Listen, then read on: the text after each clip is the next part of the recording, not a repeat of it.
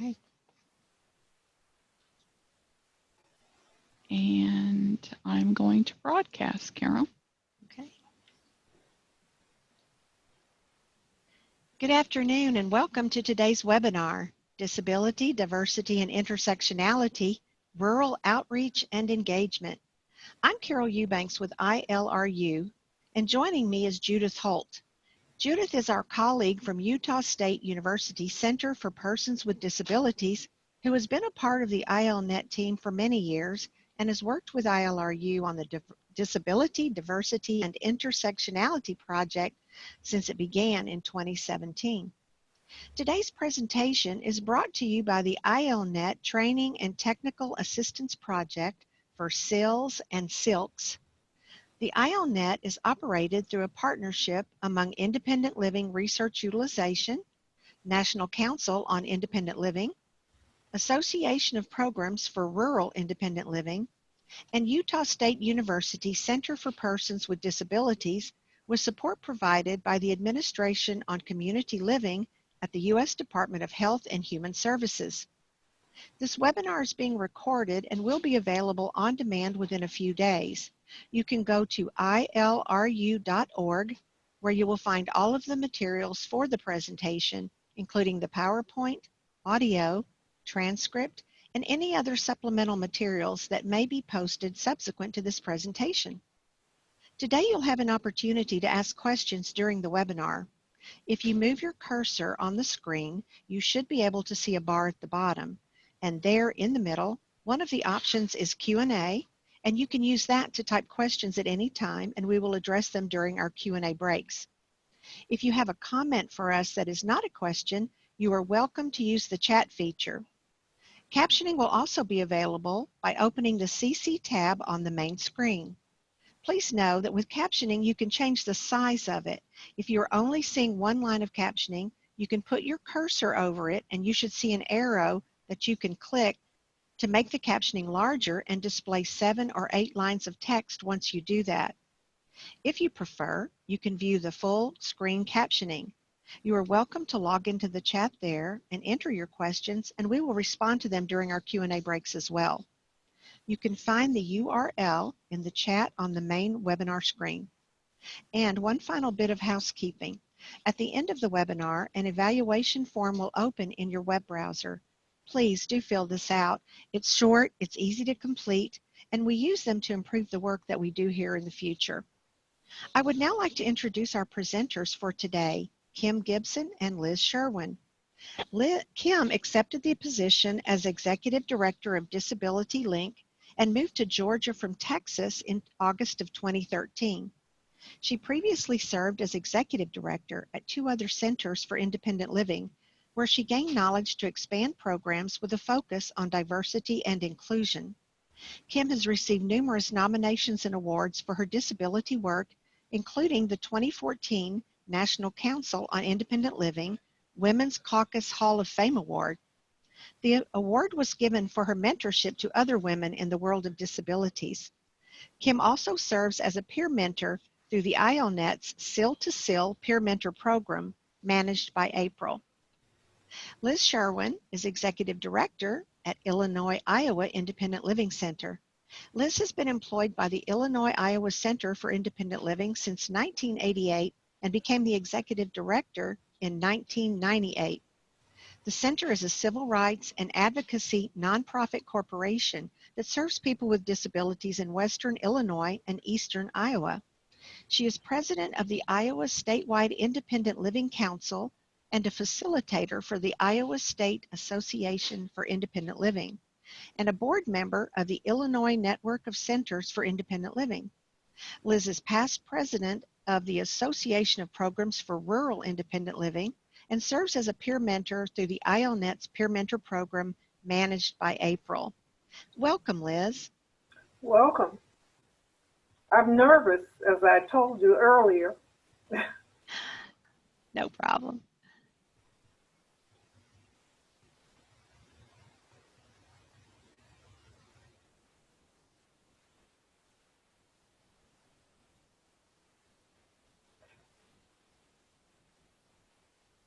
I guess what I would like to start off with is talking about how it's important for centers to be part of the community. And one of the guiding facts for our is that what we do is we are the community. The people that we hire in our center and our board members and our membership are all part of the community. So when we are out doing things and trying to encourage participation in our services and programs, we actually are the community. So we've developed a trust with those people in the community, and they feel that we are part of them. And some of the things that we'll talk about are how we came to that position in the community and some of the things that we've done and able to be successful in our community, because our community is very diverse. Right along the Mississippi between Illinois and Iowa, it is very populous, and this is the metropolitan area. But as you get into the outlying counties, they're very rural and they're diverse. You'll mostly see cows and hogs and a lot of corn and soybeans. And those are the communities that it is a lot of times difficult to reach, because we have one center and it is located in the metropolitan area. But the other thing is that if we are located in the metropolitan area, how are we to serve and address the needs of those people in the rural communities? So early on when we became a center, we talked about that. We did some strategic planning. We brought different people in, such as legislators and all types of people, to kind of figure out how we could do that. And one of the things we thought about was how, since we're in a metropolitan area, how we would be able to reach out to those rural communities and develop relationships out there that would in turn create an atmosphere to develop consumers and programs that would benefit people with disabilities. And some of those strategies worked and some of them didn't. But we kind of looked at all of them to determine, you know, what was best for our community, because each rural community is different. No community is the same, so there's no plan that's going to fit everyone. So there will be hit and misses, but we kept trying, and in the end, we were able to do some things that were positive in the rural community. And in our community, the majority of people are Caucasian. I think the Caucasian population is around 80-some%, and the rest is demographics are African Americans, Asians, Hispanic, and then some of the new refugees that have come to the country from Africa, the Sudan, and various places. But the issue is, how do you reach and serve those people? And hopefully my discussion today will give you some insight in how you maybe use some of those strategies for your community.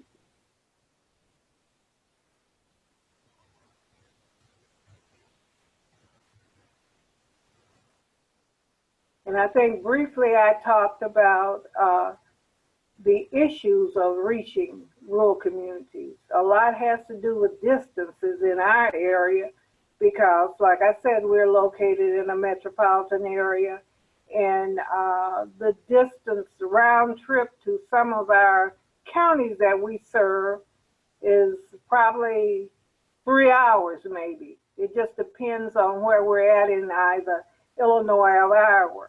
And there are limited resources in most rural communities. They lack healthcare delivery systems. A lot of the hospitals that were in those areas have closed. A lot of the people that live there, they have to travel, they actually travel distances to get to work. And many of the area is populated by farmers and people like that, and we know that there's a high incidence of injuries with the farm workers in there. How do we work with those people? And there are just few resources. Many times there are not even things like a major grocery store or whatever in those areas. And so how do we reach people in those areas? One of the things that we talked about was, obviously there's a lack of transportation. There's no public transportation in many of these communities.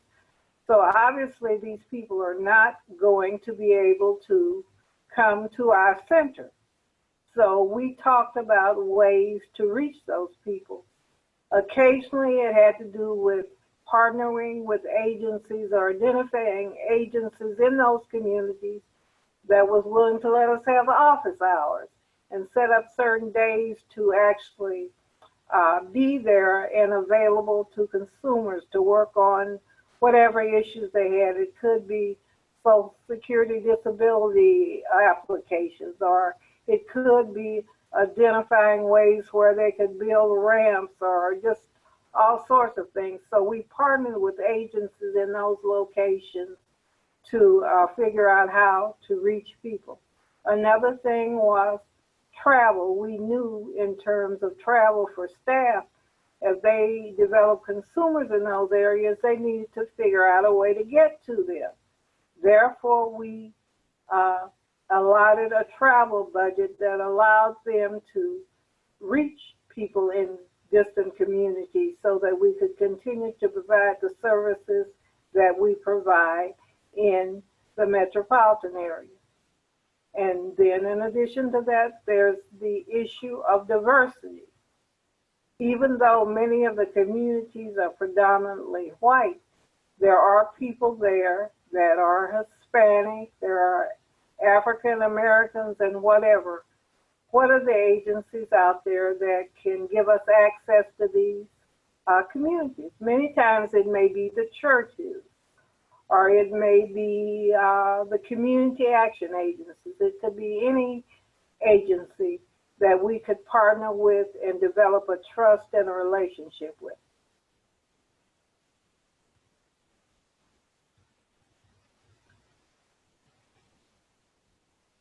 And I think that we kind of touched on the differences in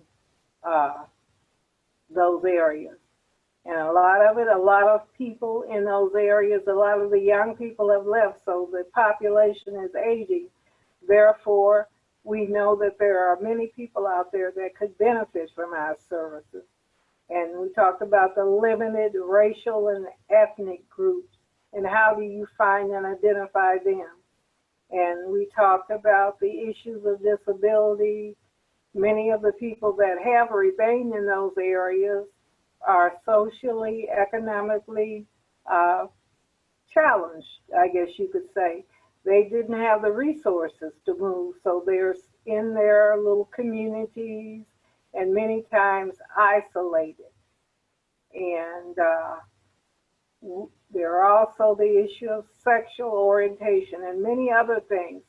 Most of the things that happen in metropolitan communities are happening in rural communities, but they may be happening at a different rate. So we wanted to address the possibilities of what we could accomplish if we tried to reach out and identify those particular groups.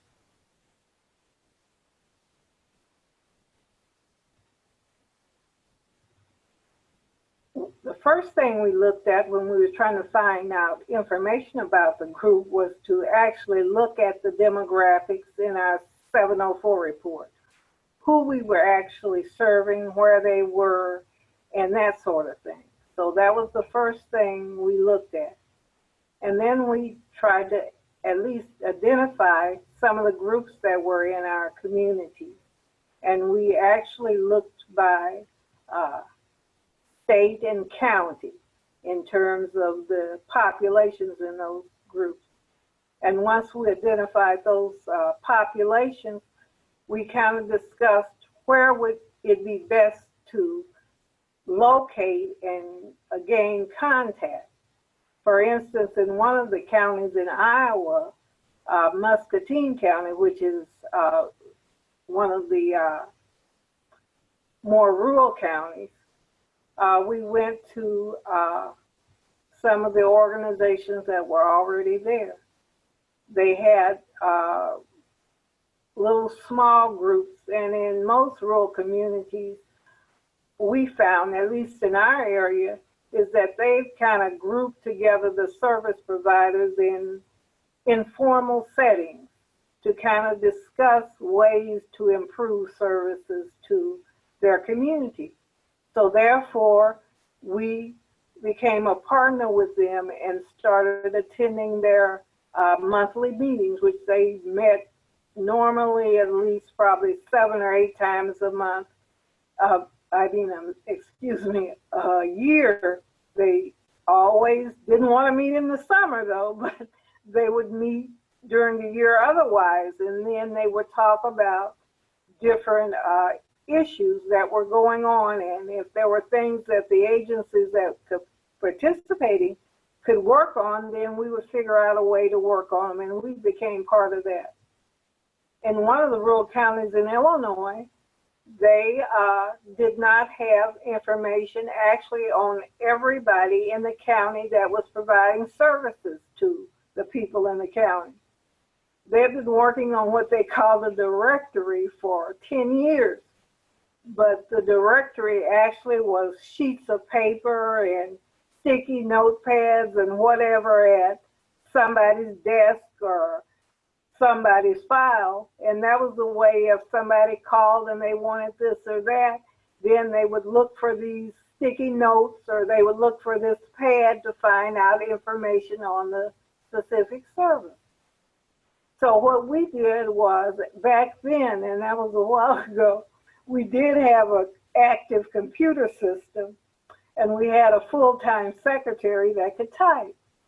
So I volunteered up the fact that if we could come together and get a complete list of what was going on in the county, then our agency would actually compile all that information into some kind of little directory.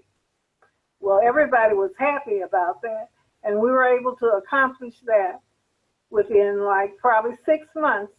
And there were many agencies participating, but it ended up like 3 agencies actually doing the work: the center, a community action agency, and a senior center. So we had all the information and we compiled it and got it into some type of format. And we eventually threw it to our secretary, and she says, "What is this mess?" Because it was handwritten in all types of formats. But anyway, she worked on it and it became a directory. And how these agencies in the county supported and benefited us, in each directory, it was printed that this was a resource of the Illinois-Iowa Center for Independent Living. So everybody got that information about us. And we shared it. They shared it with police departments, health departments, and everyone. So we kind of became a known entity in that community. In one community, we worked with one of the power companies, and they actually was willing to send out an information flyer about our center and that sort of thing. I know it's unheard of a lot, but someone had contacts with the power company, and we were doing some type of an event, and they agreed to send out our flyer with all the billings for that month. So we've done all sorts of things. And like I said, this here lists just a number of sources and give you ideas of where you can get information.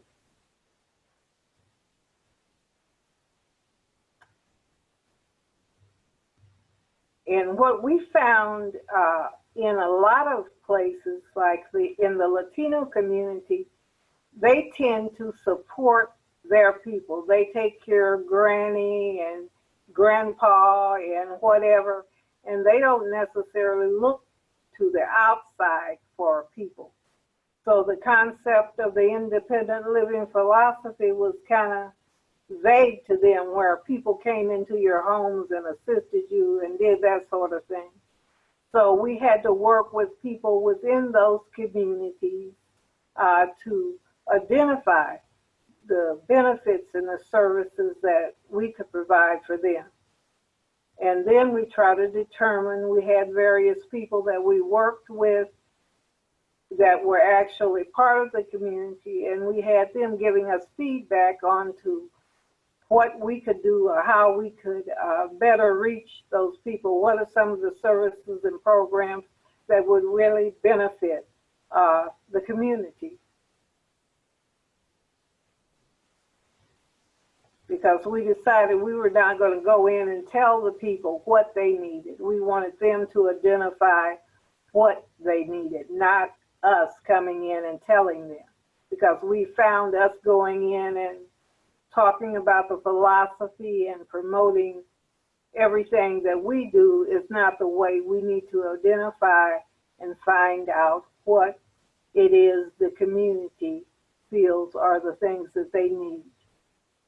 And then work with the organizations that already exist and get them involved in the center and our whole concept of independent living and what centers can do to benefit people with disabilities in all parts of the community.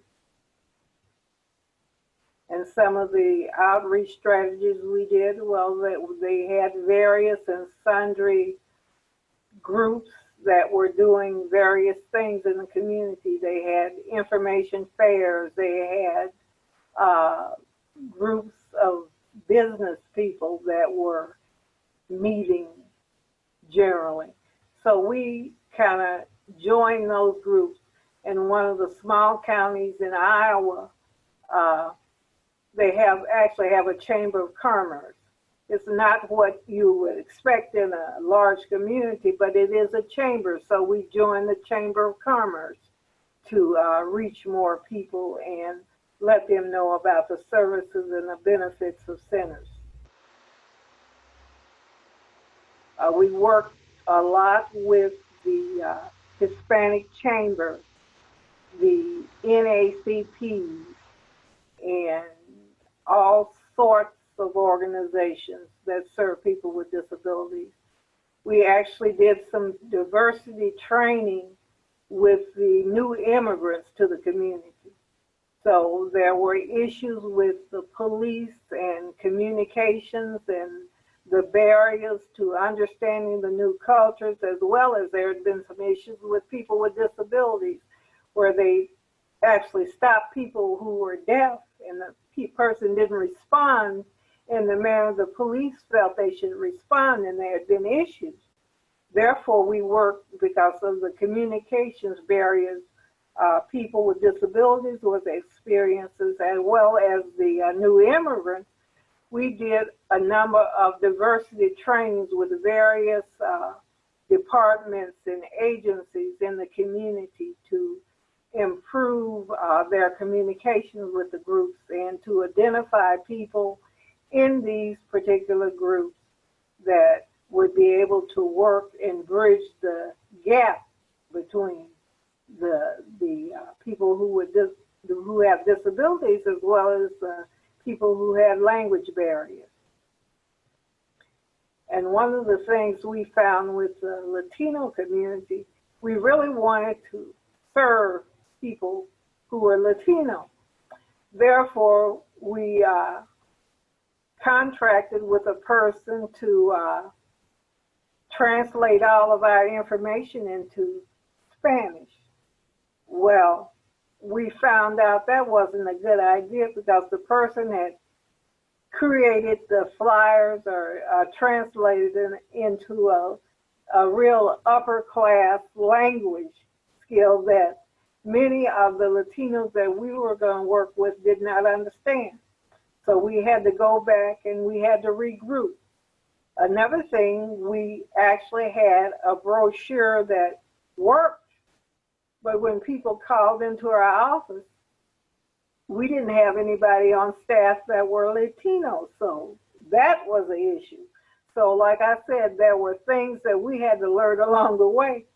So then we knew we needed to find somebody on staff that could actually speak the language. So that prompted us to do a search and try to identify someone that could really, truly communicate with people if they called our office. And a lot of times there are stereotypes of cultures, and we have issues a lot of times understanding cultures. In the African American community, one of the things, and it may be true in other cultures too, is that they want to break bread with you. If you go to their home or whatever, they'll offer you a treat, coffee, or they'll offer you something. Well, I had a staff person that came back. She was very upset.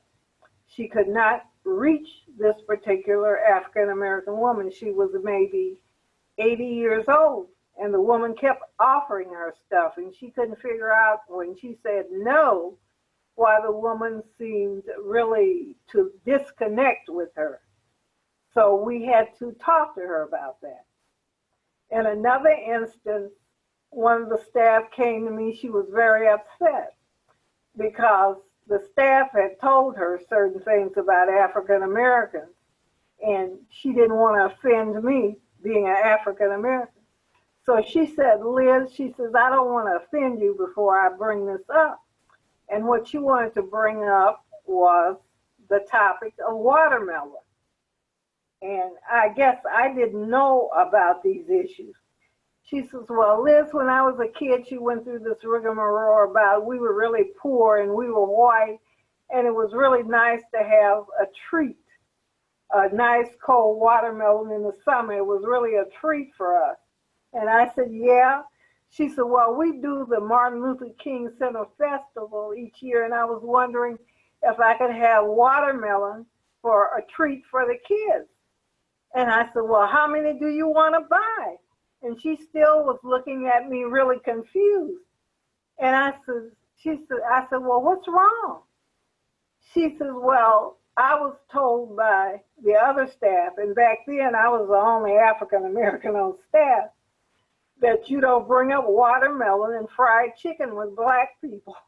And I said, oh, I didn't realize that. So anyway, within our own staff, there were issues that we had to talk about and discuss to better serve people in the community. And we worked a lot with different leaders in those communities, and we tried to identify people that would bring us the best information. A lot of times, the information you get is not information that is correct. So you have to identify people who know what is going on in the community, the needs of those communities, and people that are respected within those communities. And all during our process, we've developed surveys, and they're very simple. We do like little postcard surveys we'll send out to various people that we're serving to identify if our services are good or if they're bad, if they have issues. And each survey that we get back, we don't get all of them back. We probably get I'd say maybe 10% back in any given year.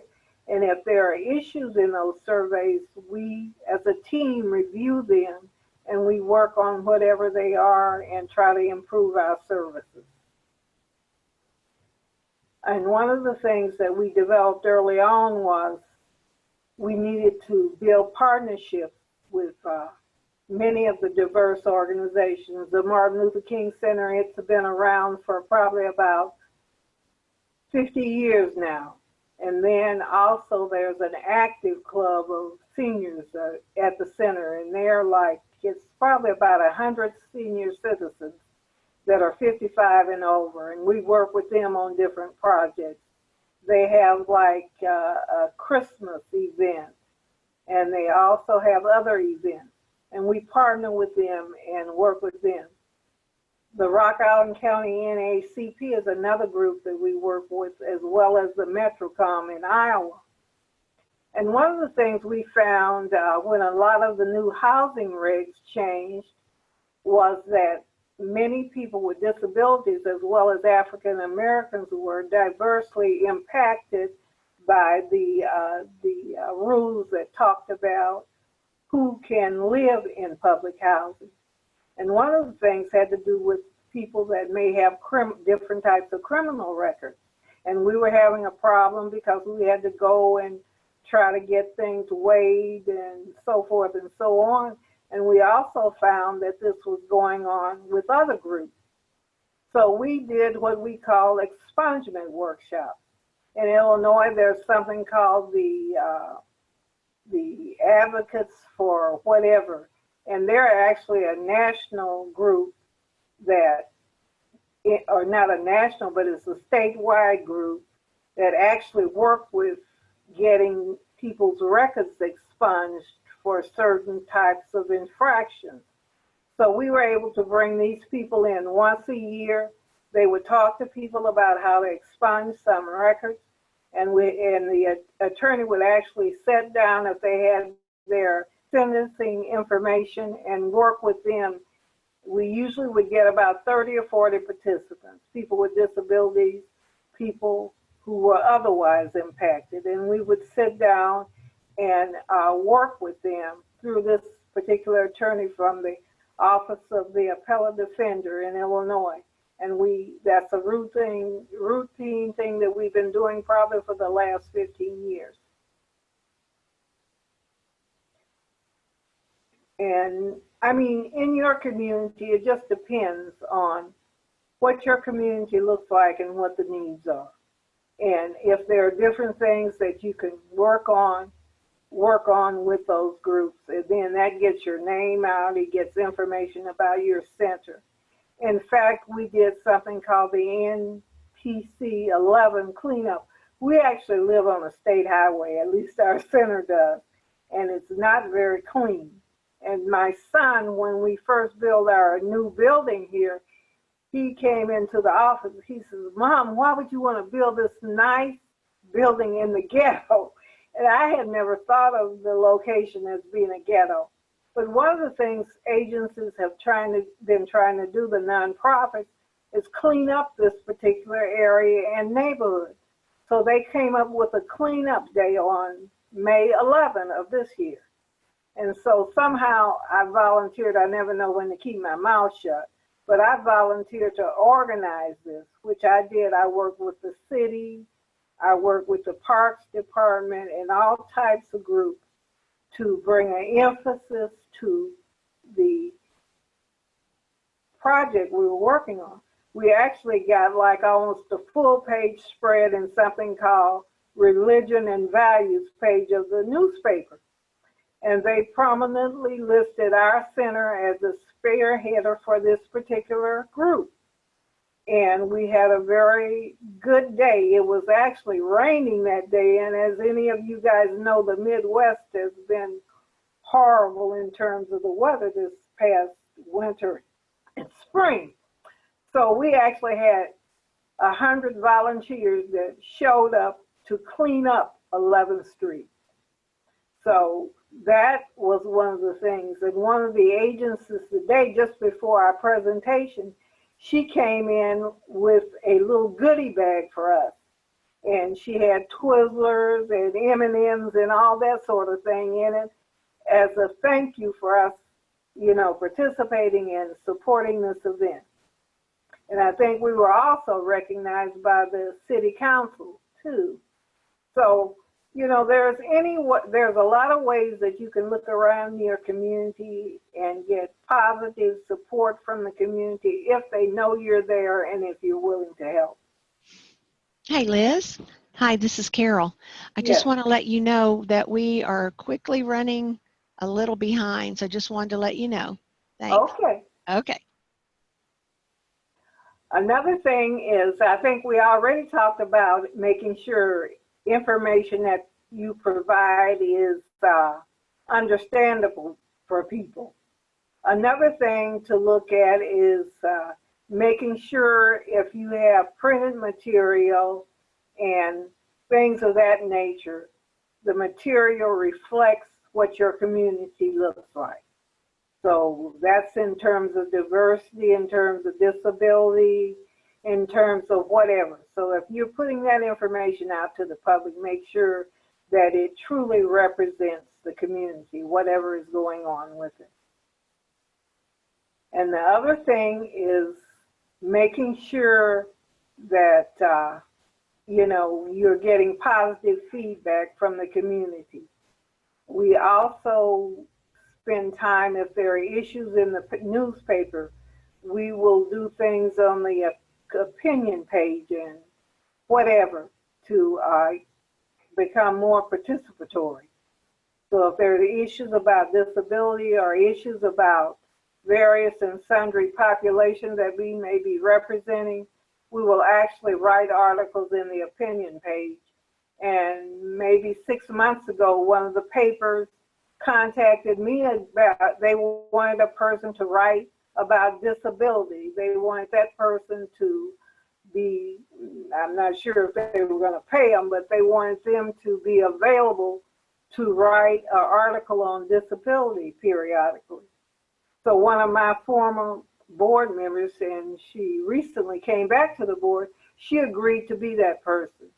So with our local paper, she will actually be doing articles on disability from time to time in the newspaper. The other thing, make sure that the information that you're providing is consistent. Try to create some kind of media package that at least identifies and creates an image of who you are in the community. One of the things that we've done here is we had a lot of information from news articles to whatever about our center. So I had someone come in and create these shadow boxes, and they're huge. They're probably 15 by 20 feet along our walls. So it gives a history of our center from the day we opened until we moved ahead. And I've already talked about the media. And we take advantage of any opportunity we can get to promote our center. And we work with agencies. We have a website that we update. We also recently created a Facebook page. So we have all sorts of things that we do. Hi, Liz. This is Judith. I'm so sorry to interrupt, but we have a lot of folks with questions, and we're kind of need to stay on a timeline. Would you be okay to respond to some questions? You've got some wonderful information that you've shared. Sure, no problem. Okay. I can't talk too much. Oh, no, wonderful. Great information.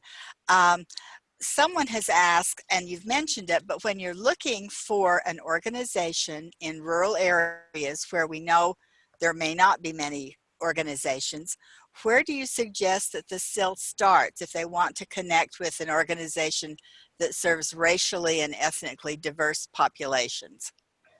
In one of our communities was the hospital, and then there are community action organizations, community action agencies, and I believe they have them all over the country. Liz, can you tell me a little bit more about how you connected with the hospital? That's really interesting. Well, one of the things was the little group of rural agencies that was serving the community, they had a meeting at the hospital. A lot of groups, because there's not a lot of places to meet in those communities, they have their actual meeting sites at the hospital sometimes. So we found out about those meetings and we started going to them.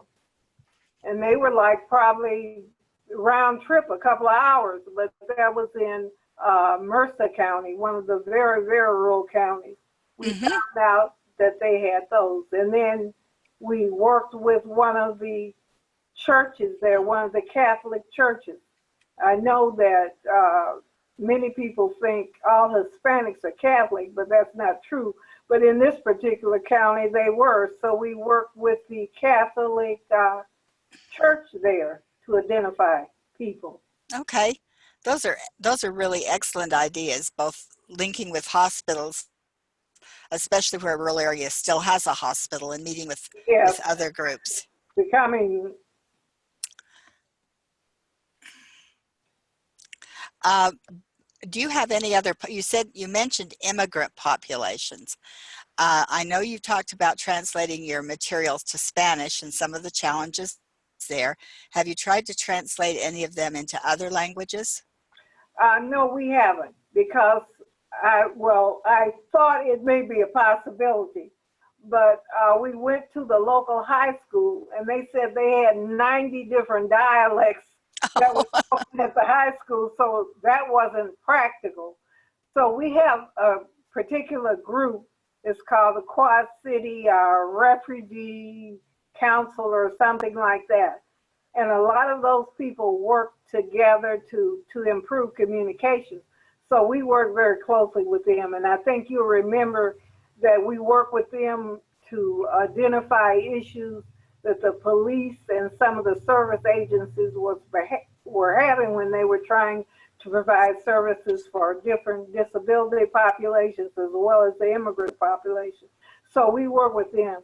So on occasion, if those people have needed our services, they will send along an interpreter with them. Okay, great. And those are good suggestions, because you don't always have the resources to translate materials into every possible language.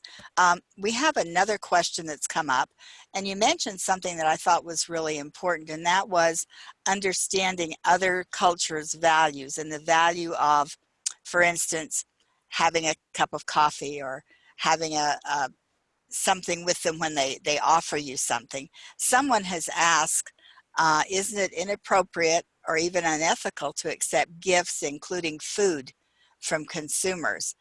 And I know from my own personal experience working with different diverse populations that often when you sit down and have a cup of coffee or a cup of tea and you're visiting with folks, it's a time when they feel comfortable with you and open up. So how do you respond to that, Liz, about it being inappropriate or unethical? Well, I've told my staff, and this is kind of our policy here, if this is a way of connecting with people, and this is, I think you can get a sense of what is going on. I don't think I would support extravagant gifts, but a cup of tea, a coffee is fine. And the other thing, we had people that were Chinese that we served. Mm-hmm. I did some kind of, I let them use our building, and we let all types of people use our building. But they were so thankful, they gave me some kind of little memento. I don't know what it was. I didn't know what it was, but they gave this to me because they were appreciative of us letting them use our site. The Native Americans, they were trying to create a powwow or some such event because they hadn't been able to do it for a certain period of time. So actually, when they had their powwow, they asked me to come out, and I guess I did some kind of ceremonial dance with them, and then they gave me food and that type of thing. Uh-huh. But I think that was fine. Because this kind of made us more inclusive. Okay. Someone has posted on the chat that some people use the Google app to help with translation. I just wanted to go back to that for a minute. This is a good question. You do so many things. What works best for advertising in rural areas? What's your best advertising, getting the word out kind of strategy for rural areas? As hospitals have left the rural community, so have newspapers, So what we do have a Facebook page, and I think that's garnered a lot of attention, because what we do is we post, all of our events, we post information, and our website, that's really helped. Another thing is when they're having their fairs such as the county fairs and that sort of thing. And I'm a person that don't like outdoors. I don't like animals or anything like that. So usually one of the staff that attend those things, the county fairs, they'll have information. We'll have a booth, we'll have information. And any other fairs or community activities that go on routinely, we'll try to have a table and a booth that talks about our services. That's great. Carol and Sharon, Yes. I wondered if you wanted to open it up to see if there were people on the line who would like to ask a question. We have a couple of more minutes for questions still. Okay, and for anybody that wants to submit a question, open up that Q&A tab at the bottom of your screen and type it in, and we'll certainly get it asked. There is another one here, and we have some time before we get Kim on. How did you get folks to show up for interviews and focus groups? Well, at one time, we weren't a very pretty center. Well, we had issues. We were not reaching people. There were all sorts of issues going on. And we knew that if we were to survive, we needed to find out what really was wrong with our center. And I think we knew what was wrong, but we just didn't want to admit it until people came in. They talked about the lack of follow-up. They talked about all sorts of things. So we looked at all of this information and we figured out best to address it. And we used that to improve our services. Wonderful. Okay. And let's see, there's another one here. How do you connect to the schools in the rural communities if you're from the metropolitan area? Right now we have something called a transition grant. And what we're supposed to do is identify those children that are, you know, leaving high school, and a lot of times they find out that they don't know where to go. They don't know whether training, work, or where. So we're working with them, and one of my staff is developing focus groups with these young people and their parents to try to determine how best we can serve them, what are the resources that we can provide. We've actually done college tours with them. We have done retreats with them, and all those kinds of things to actually work with the schools. And what we found, we have had more success in the rural counties than we actually did in the more populous counties with more resources. Back in, I believe it was probably May of this year, we identified about 18 students with disabilities from the ruralest county, and we were able to take them on a tour of one of the colleges. The college actually provided meals and treats for them while they were there. They gave them a tour of the college. They talked to them about, you know, education possibilities and other things. Good. That's nice. Okay. Another question, and actually there's two that these might go together. The first one is, what types of organizations are most open to think about what they do in terms of disability? And then someone else said, I'm curious about the national policies of these organizations, such as, you know, the Chamber of Commerce, NAACP, the United Way. Are people with disabilities on their radar generally from your experience? Well, I would say not necessarily. And what we do is we become members of these organizations. We're members of the chambers in our communities, and if they have various business bureaus or whatever, because we actually are a business, we join those people and we bring up the issue and discussion about disability, because it's not going to generally be at the forefront of these people, because it's either creating new business or discrimination or whatever the organization is.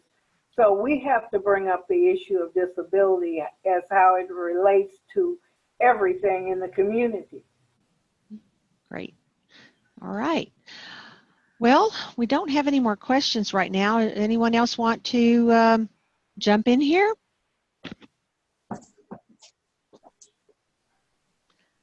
Okay, then I guess we'll get started with Kim, take it away. Hi. So I'm Kim Gibson from Disability Link in Tucker, Georgia. And I want to give first just a slight background of Disability Link, where we serve Metro Atlanta area. And when people think of Metro Atlanta area, they think of this large thing and how can it relate to different populations. So we serve actually Metro population, we serve urban, and we also have very rural areas. And I come from a background where the first Center for Independent Living that I was an executive director, first an independent living specialist, was very rural. So all of that history and knowledge kind of took play into what we're trying to accomplish here as far as inclusion and diversity. So the very first thing that we thought about when we're talking about inclusion is, like my quote said, one of the major practices here is the inclusion of all people that starts at the front door to say, is it inviting to all? And that's not just meaning a physical door, but also on the phone, on our web page, or whatever you see. So I want to make sure. So when we first when you talk about that, we have a welcoming door thing that says, welcome to Disability Link, when you're walking by the door. And I purchased it off Amazon for like $9. And when you think about what that means to individuals, is first it says welcome to anybody who comes through the door, but also people that are visually or impaired or blind have a kind of a signal as to, here's the front door that I don't have to sit there and try to hunt for. So when you walk through our doors, all the posters, everything is reflective of our population, and it's welcoming. And so when people come in, even for interviews, the very first thing that we hear is, you know, when I sat at that front door, I felt really welcome. I felt like this was an open place. People are happy. They're happy to be here. And that's kind of what you want to hear when you're looking at, is it inviting to all? Next slide. So the very first thing I did, and we did as a unit, was we took an inventory of our staff and our board membership and our consumer population. We took a look at the U.S. Census, United States Census, and the census around Metro Atlanta and all the little stats that they had out there, and we compared it to our 704 report at that time, annual 704 report. Now it's the PP&R. It's important to note that we still look at that every single year. So it's not like one-time thing. You're going to have to do it all the time. You're going to have to compare it and say, where do we need to improve? What do we need to do? So at that time, and it's pretty reflective still of what we are, we had about around Disability Link's population was 63% of Caucasian and white, and then 71% of Black and African American. We have a population of 20%, and then several different other races. Asian is a high population. And it's also important to note that depending on which county or which town or whatever we're serving is really reflective of the population we're serving. I know from experience in Wyoming, if you're in a certain part of Wyoming, you're going to be around Native Americans more than others. We actually have one of the most diverse cities in the United States in our service area, which is Clarkston, Georgia, which has a high refugee, high immigration, and very diverse population overall. So we took a look at that and we compared it and we said, how are we doing there? Next slide.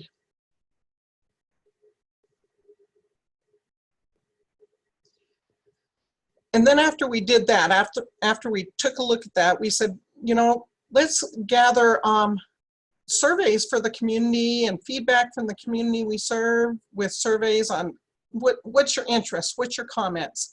And we also asked board members, you know, what ideas can we do better? What's there to be in, what can we do better? And we encourage staff. So when you empower your staff to actually bring forth ideas, it brings out a certain sense of pride that these programs are going to happen, the different things. You know, I'm going to take ownership of this and make this successful. And so we gathered that feedback and said, you know, what interests you? What doesn't interest you? And many of our different programs, and I can't remember from the slides, developed because of that. We had several staff members that identified in the LGBTQIAP population, and so we developed a group, LGBTQIAP++ disability. And then we had a great sense with police brutality here in Atlanta, because several different individuals were affected because of that. So we developed a group and we reached out to different organizations, the NAACP, Black Lives Matters. All this was brought upon with a staff, with consumers, and we developed a group called Us Protecting Us. The group named it themselves. So reaching out to the communities and bringing back is really key. How do you do that? And we even have a form that staff submit that says, you know, I have this great idea for a workshop and this is what I'd like to do. So our groups aren't ran by just our workshops aren't ran just by staff. They're ran by board members, they're ran by consumers, and so that input was very valuable. So getting that feedback was important. Next slide. Community engagement is really important. And when you're thinking about how you can reach out to rural communities, how do you do that? How do you get, you know, I have this rural community 4 hours from my Center for Independent Living. That means that you're going to have to look for a common ground somewhere in that community and do these same kind of workshops, or like we did, and I'm sure I'll talk about it later in my slides, is using Zoom technology. So all of our workshops, no matter what, you can log in and you can participate through Zoom. If a consumer says, well, I don't have a webcam, we have a stack of webcams we send off to consumers. We have donated laptops. We always advertise for donated items for individuals that may not have access to that computer access. But Zoom is available, which this is Zoom that we're on, is available through web, through telephone, through landlines, and so it really is helpful. But also making sure that you're engaged in your community. So we participate in social justice events, the Martin Luther King Jr. Day Parade. You would think that a disability community would not be the one that was headstreaming that, but when it was first initiated years ago, it was because Disability Link stepped up and said, hey, you know, disability rights is a civil right, and so how can we promote that together? And that's how the MLK Parade in Atlanta actually started. It didn't start from a different group, which you wouldn't think of. And then the Pride Parade, we participate in that, and then different voting events all everywhere.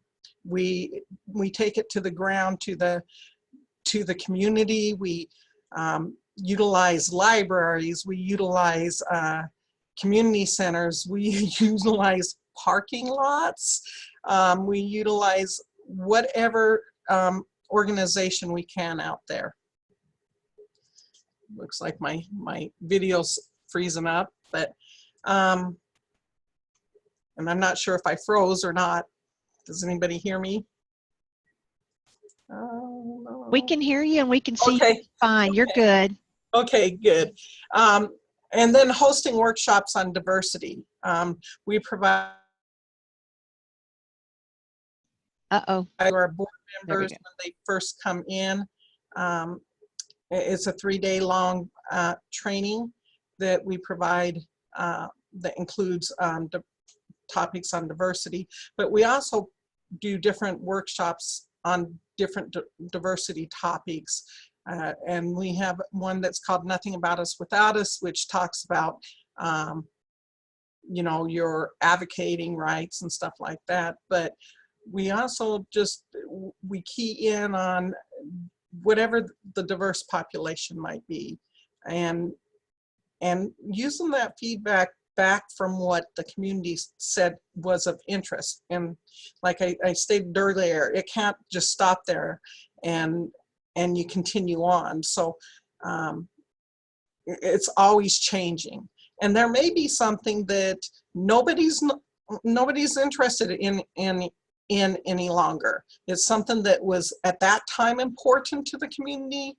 And it's okay to say, you know, this no longer works. It needs to be something else. We want to do this instead because that was something in the past, you know, so it's ever growing and always looking at different things. Next slide, please. So like I was talking about, how do you reach the rural populations, and taking my experience from a very rural area, population of what, 525,000 in the whole state, to you know, the population I now serve in the millions. You look at, it's all the same. You have to do the community outreach and participation in the different health fairs.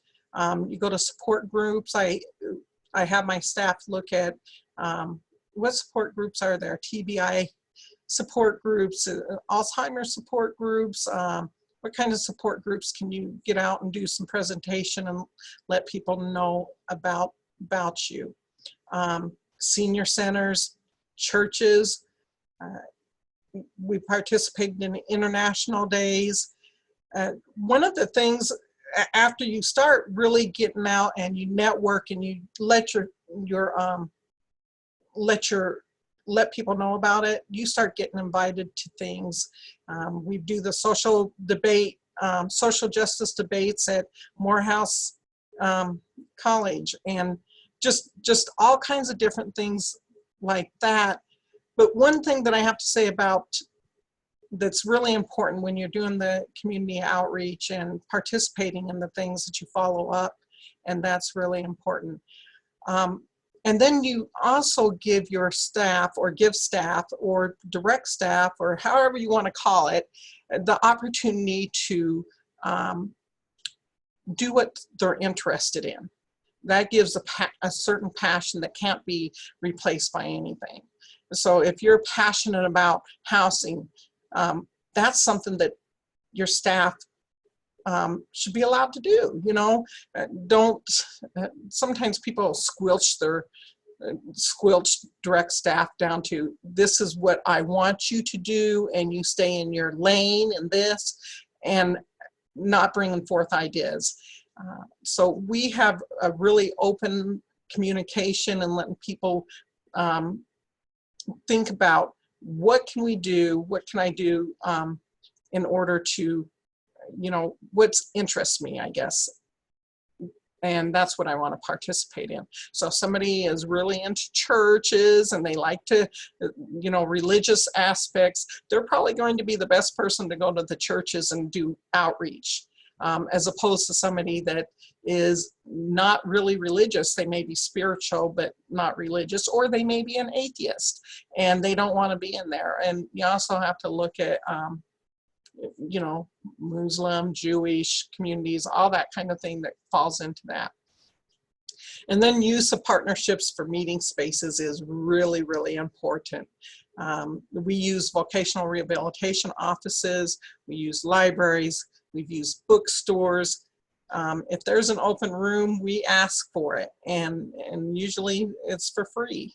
But we also open up our doors for meeting spaces, and that's how we got Just Us Blind Girls meets here now once a month, because we open up our doors to the community as well as asking the community to work with us. So that really, that partnership, knowing that really is the best word out.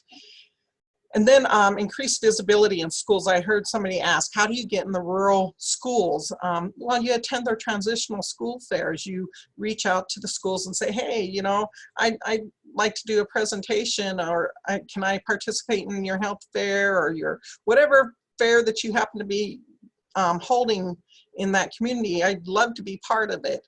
Or can I come teach a class? So we do a lot of pre-transitional, you know, the pre-ETS services. Some are fee for service, some aren't. We run a wonderful, I always say wonderful, right? Wonderful summer program, which kids come here from. Some of them, it takes an hour and a half for them to get here because of the transportation ways.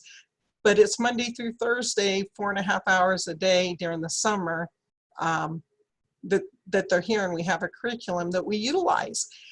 But we also take it to the schools, and so the schools, talking to them, you know, your foot in the door when you're first there, they're really, well, maybe you'll come do one class, and then the next thing you know, they're trying to get you to come 4 and 5 days a week. You just have to be careful of, you know, hey, we're not here for babysitting, but we are here to create independent opportunities and look at transitional services. And so that's how we increase our visibility in school, is getting out there and meeting with them, and not landlocking direct staff into saying your office, your desk is where you need to be 24/7. There's got to be a balance between being able to be out in the community and being in the office to work. And some places don't even have an office. You know, it's always out in the community, but you have to have a place where they can come to a place, whether it's a library. So part of our summer program, we had one day where last year where we met at a library for the youth in that community, and we held a summer program there. Next slide. So again, I think I already kind of talked about this, but asking what the interest is, and peer support classes are often led by board members and consumers. Hearing Voices Network is led by one of our board members. We have a faith-based group that meets, and it's led by some of our consumers that were interested in that. So it's kind of a all-around thing. We have veterans group that was started and began by consumers. We have a Respect Institute that's led by board members and consumers. And again, the Us Blind Girls, it was a staff member that was participating outside the organization in this, and then it led to them coming here because she was interested in hosting the workshop. It was on Saturdays. Could she adjust her schedule to do it? And it's been very successful. Probably 40 people show up every 4th Saturday here to do Us Blind Girls. Okay, next slide, please.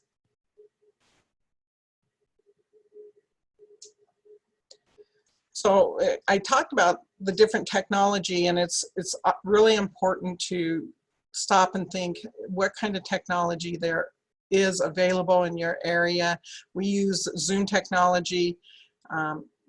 Now, if you go to Zoom technology and they have this Zoom room you can buy, and you're like, there's no way I can afford this, you don't have to do that. We bought a TV that sits up in our conference room and in our other room. We do the single person rate, which is like $14.99 a month. Now, there is a business rate that you can pay, and You can have 2 different rooms and stuff, but we just do the single rate one, which is a little bit cheaper. And we bought a webcam, a good webcam. We use a mic for every single class we hold, regardless of what, if somebody says, well, I can hear just fine. It doesn't matter. We don't ask. We just use a mic because that's just, it makes it better for whoever happens to be in the room, plus Zoom technology, it helps. It also allows some recording, so if somebody missed a class, they can watch it. One thing that I do say is that we use a sign-in sheet, and we have people sign in, and then we ask people who's on the line, and we sign them in. If they don't want to identify, we boot them off. And one of that is that one reason for that is because we hold different groups that may not feel safe if they can't identify who's on the line. So the LGBTQIAP group, if the individuals don't identify, then we just boot them off. And then the youth classes. So when we're having the youth summer classes, by the way, they're 4.5 hours here, but they can also join in Zoom technology. They may not have the whole overall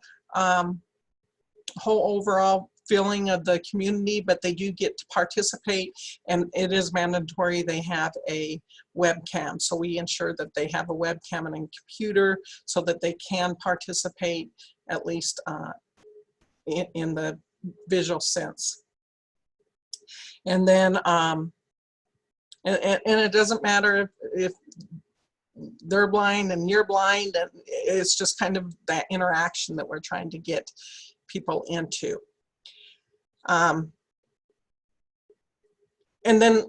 Zoom technology, like you can see here, has the captioning ability, which is really important. If individuals need captioning, then we make sure that we have a captioner available for that.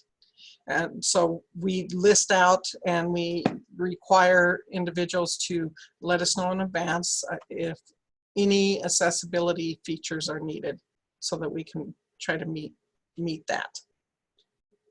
Okay, next slide.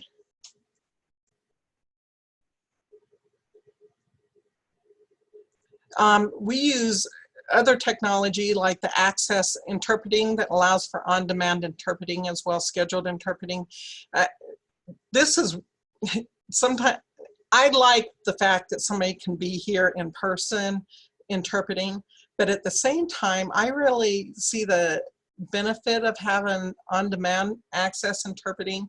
We had a consumer that came in that needed, that used ASL. And the first interpreter came on to do some sign language, and they weren't connecting. And I'm not familiar enough with the different types of ASL, but his was learned mostly through home and not taught through a school. And so access interpreting was able to switch up, and he was better able to identify with that a different interpreter. And so that whole communication led to a lot of different things. But and what's nice about that is it can be accessed on the computer, the phone, the iPad. All staff have their separate codes so that they can log in. We can bill if it's billable for certain things. We can bill for the minutes because we can log in who the consumer was. It's also trackable for us to be able to figure out how much accessibility we're utilizing and sharing and what we need to do. And then in the use of the landline for a variety of languages, this is just one example, the languageline.com. There's different other ones that we utilize too. You can Google it, and it's really easy. I know that they had the Google that you could do that. And then we use trained peer supporters. So I talked about the 3-day training that we provide for peer support. Georgia actually did a project with Georgia project with the mental health peer support group. And so we ended up, not Georgia, Disability Link, we ended up actually becoming the only agency that can certified peer supporters across disabilities. And so we host a curriculum here, and then we go out into other organizations. We charge a fee and stuff like that. But we use these trained peer supporters to pick up where we lack. So if somebody's in the Jewish community, we have different peer supporters that relate to the Jewish community, and either they're volunteers, and some of them are contract. Most of them are volunteers, to be honest, and we utilize those volunteers to go out and provide the outreach for us. Next slide, please.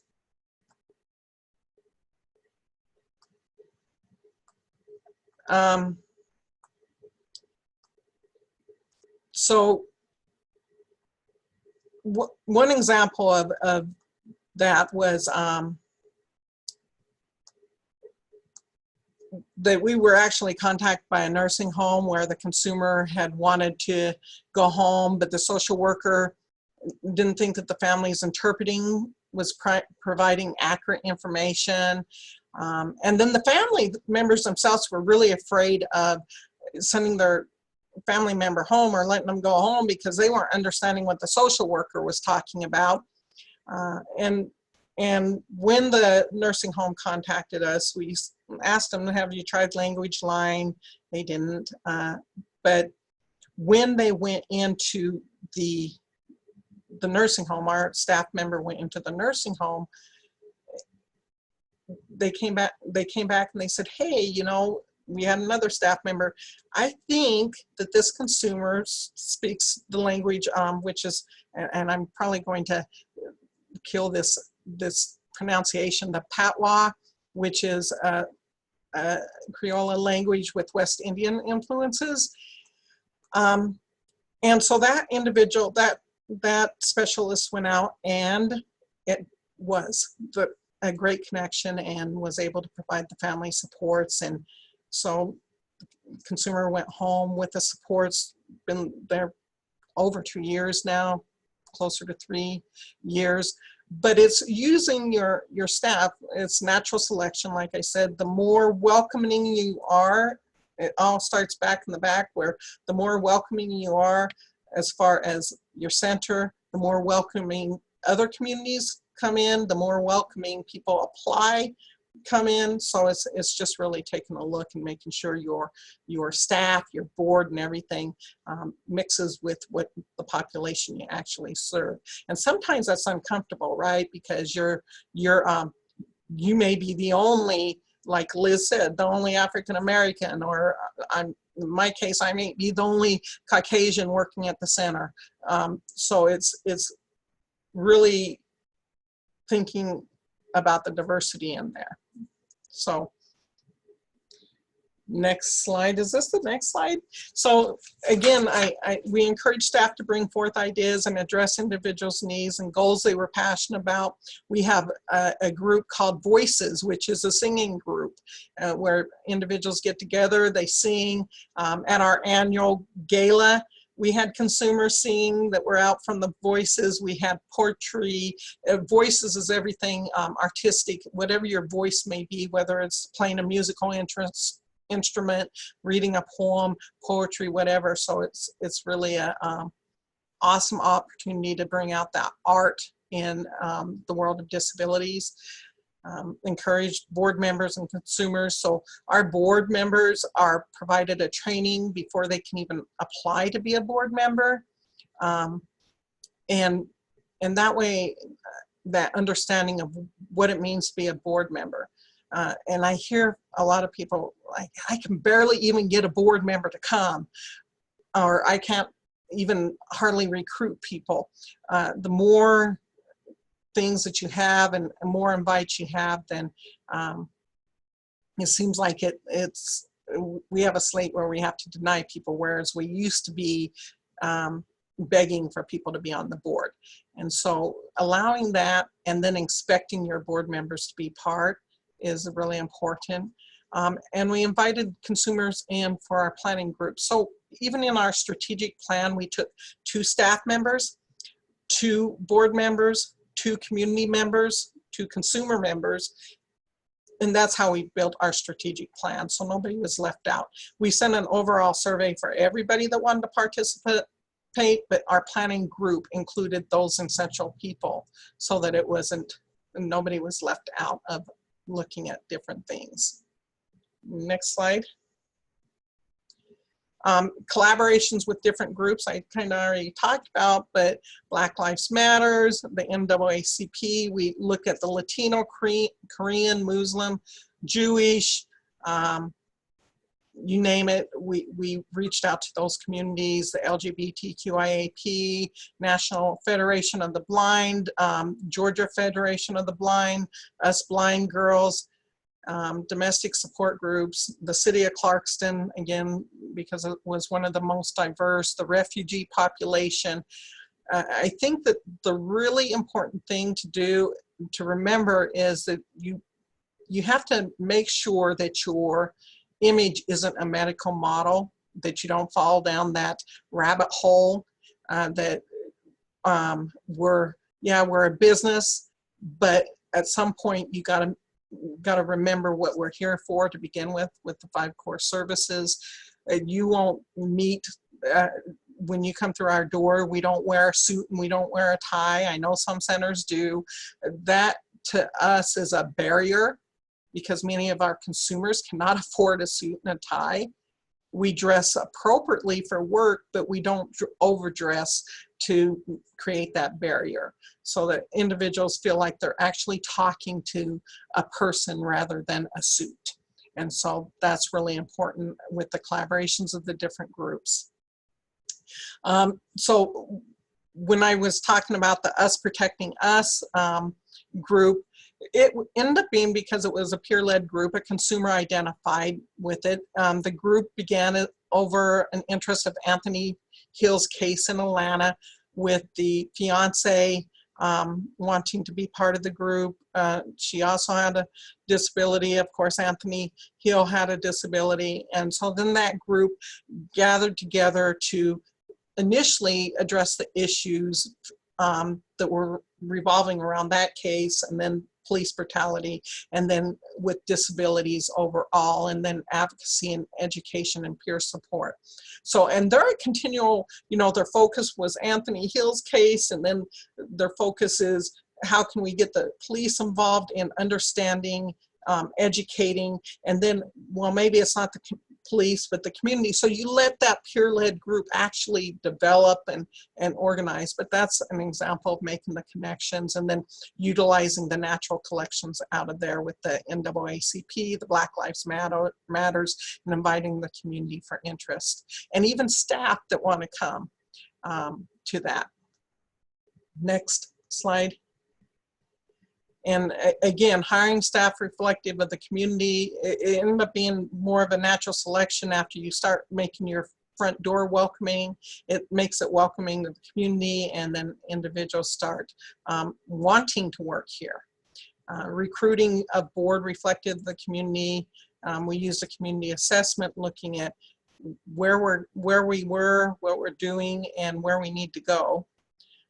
Creating partnerships and passion from staff. So I always say, you're going to live here at least 8 hours of your day if you're full-time, which is half of your life. You got to enjoy what you're doing, and if you don't, it definitely is reflected when you're providing a service. So how's that passion look? And then having the staff take ownership of your program, of their programs.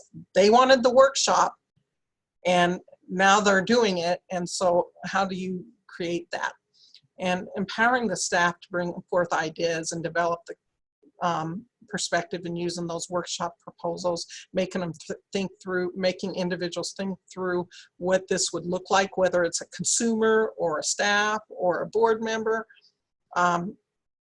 That really helps say, oh, okay, well, maybe it falls under this, or yes, I'm willing to make this commitment. So that's has been really key to us. Next.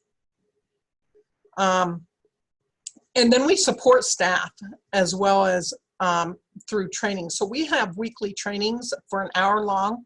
We open it up to Zoom, and board members can join in on that training. And what we do to cross-train is the staff member signs up. We have a list, and a staff member signs up to talk about an aspect of their job that they want to share with the rest of them of what that process is. And that also gives an insight to the board members to understand what we do here at the center. Okay, all of our new employees go through our peer support training. Board training is required before being a member. And again, I can't emphasize staff are empowered to bring ideas forth. It also required changing of policies to reflect diversity. That's in your bylaws and in your different policies, just so that you don't leave out that aspect. So you do have to take a look at your policies and your procedures. Next. Hi, Kim. This is Judith. This has been absolutely great information, but we're getting very, very close to the end of our time. Okay. So we do have a couple of questions real quickly. One is, several people were interested in whether they could access your curriculum that you mentioned, the curriculum that you use in the schools. Is that something you could share or would be willing to talk to folks about? I would definitely be willing to talk to people about it. We try to keep our curriculum, but it's, I can tell you this much, that if we're accepted at, for the workshop with April, we'll wait and see. Parts of our curriculum will be shared there, but we're always, we do believe in sharing information with independent living centers. So that's definitely something that you can contact us about. Great. Great. Okay. Well, and I see that we have another question from Mitch. He says, often we will schedule an event for consumers, maybe a voter rights training or something, and people don't come.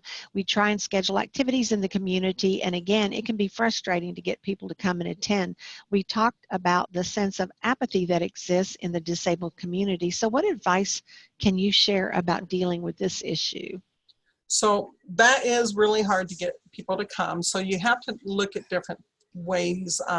We utilize volunteers, and I can tell you we had a 0 volunteer program going on here when I first started, and we have at least 14 volunteers every single week that come on a regular basis, and they call consumers to remind them to invite them out to the different events. We do voter drives. You try to collaborate and get some donations of food. Food always brings people to places, or little giveaway prizes. And we look at local vendors around that will donate things for us to be able to do that. We might give, for instance, we have Kroger here, and we go there and we ask them for $25 gift cards, and then we advertise that the first 20 people get a gift card and they'll get here. So you have to be creative in how you're going to get them to begin with there. And even if one person shows up, it's consistency that really helps. You have to, if you say you're going to do it, just keep doing it, and people will start showing up. Great. We have a little bit more time. There's another question. How did you get in the school to be a part of the transition fair? How were you able to initially connect with them and communicate in all the languages in the schools? So depending on what languages, Spanish is here, and we actually have Spanish speaking staff. How we ended up getting into the different schools was the staff members called and asked to speak to the school counselors first there, and then they also asked to speak to the disability counselors or the disability teachers that were available. It was just, and sending the information out. Great. Okay, so one more quick comment. We have just a little bit more time. Transportation seems to be an issue in rural areas. Can you quickly address that? So, right, so we have transportation issues no matter where you're at. Some of my staff take 2.5 hours to get to work. So that's why we use Zoom, because transportation is an issue in getting to and from things. So using that, and then going into the community that's right around that area, and hosting an event in that area, whether it's at a library or another person's office, dental office, medical office, anywhere you can get in and fit in, and asking for that free space for that event. We've even done it at an apartment complex clubhouses. Great. Oh. Awesome. Yeah, we're going to have to start wrapping it up. This has been just absolutely wonderful, guys. We sure appreciate it. So directly following the webinar, you will see an evaluation survey to complete on your screen. We do take your feedback seriously in order to improve our program, so please fill that out. And I think that's it, guys. So thank you so much for joining today. Bye, everybody.